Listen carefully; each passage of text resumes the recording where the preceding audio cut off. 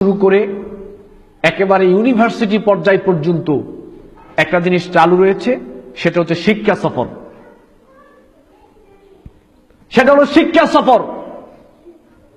নির্বিঘ্নে গার্জিয়ান একটা প্রাপ্তবয়স্কা মেয়েকে শিক্ষা সফরে যেতে দেয়। কেন? এটা শিক্ষা সফর, নাম দিয়েছে শিক্ষা সফর। তো এখানে শিক্ষা সফর নাম, এতে তো কোনো সমস্যা নাই। বাপ মা মেয়েকেও ছেড়ে দেয়, ছেলেকেও ছেড়ে দেয়। আর টিচার ওয়াইফকে, মহিলা টিচার তার হাজবেন্ড মহিলাকে শিক্ষিকা হিসেবে যেতে হবে ছেড়ে দিল। কেন? শিক্ষা সফরে যাচ্ছে।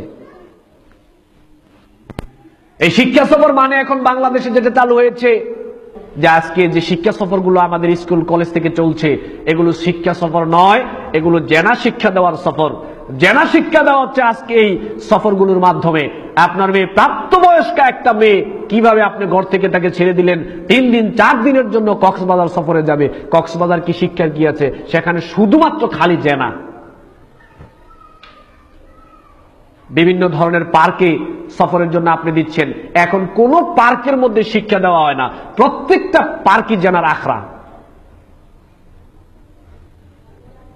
পিতা হিসেবে আপনি সচেতন হন, বড় ভাই হিসেবে আপনি সচেতন হন।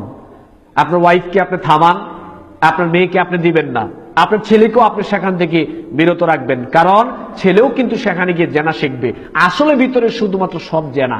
যারা বিভিন্ন পার্কে ঢুকেছেন দেখবেন পার্কের ভিতরে শুধু খালি জেনা আর জেনা। এজন্য এটার নাম শিক্ষা সফর নয়, এটা হচ্ছে জেনা শিক্ষা দেওয়ার সফর।